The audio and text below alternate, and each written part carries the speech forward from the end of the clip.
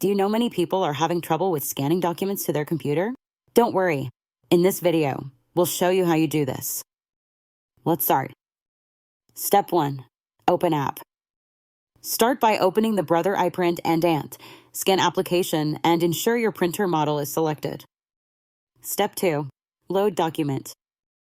Load your document face down on the scanner glass, aligning it to the lower right corner. Step 3.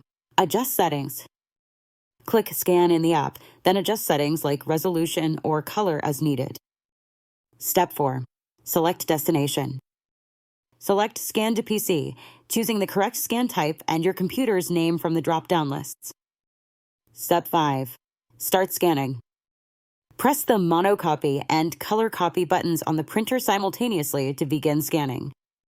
Now, you should be able to easily scan your documents to your computer using your Brother printer.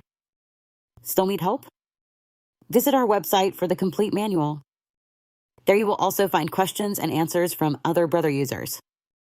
Did you find this video helpful? By subscribing, you help us continue to answer users' questions. So, subscribe to our channel. Thanks for watching and see you in the next video.